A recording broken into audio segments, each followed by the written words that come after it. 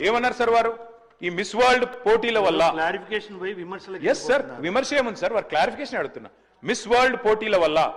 ఆదాయం వస్తుంది రాష్ట్రానికి కొలువులు వస్తాయి ఉద్యోగాలు వస్తాయి అన్నారు ఎట్లొస్తాయి ఏడికెళ్ళు వస్తాయి చెప్పాలని చెప్పి నేను కోరుతా ఉన్నా నెంబర్ 1 నెంబర్ 2 అధ్యక్ష నేను ఒకటే అడుగుతా ఉన్నా అధ్యక్ష మిస్ వరల్డ్ కి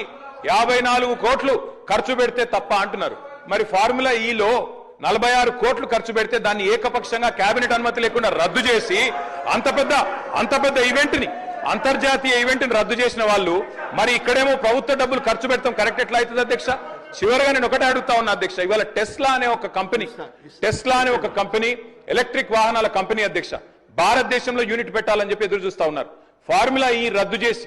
అప్రతిష్టను మూతగట్టుకొని ఇవాళ 700 కోట్లు మొదటి రేస్తో వస్తే రాష్ట్ర ప్రభుత్వానికి ఆదాయం ఆ ఈవెంట్ ను మూర్ఖంగా రద్దు చేయడమే కాకుండా ఇంకా మళ్ళా ఈ రోజు ఇంకో ఈవెంట్ కు 56 కోట్లు ఖర్చు పెడుతున్నాం తప్పెట్లయిద్దని మంత్రి గారు అంటే నేను అడుగుతా ఉన్నా అధ్యక్ష ఇది మీ డబుల్ స్టాండర్డ్స్ కాదా ఇది హిపోక్రసీ కాదా ఫార్ములా ఈ వల్ల మేము ఆశించింది ఏంది అధ్యక్ష తెలంగాణ మొబిలిటీ వ్యాలీ మీ దివిటిపల్లిలో అమర్ రాజా బ్యాటరీస్ తెచ్చాం అధ్యక్ష ఎన్కాతలలో స్పీకర్ గారి నియోజకవర్గంలో 1200 ఎకరాల్లో అక్కడ మొబిలిటీ వ్యాలీ పెడుతున్నాం అదేవిధంగా జహీరాబాద్ లో మ్యానుఫ్యాక్చరింగ్ ఇన్ని చేసిన ప్రభుత్వాన్ని మరి బద్నాం చేసి ఇలా మిస్ వరల్డ్ మాత్రం మొత్తం కొలువులు వస్తాయి ఆదాయం వస్తుంది రాష్ట్రానికంటే ఎవరిని మోసం చేస్తున్నారు మంత్రి గారిని అడుగుతానో క్లారిఫై చేయాలని కోరుతాను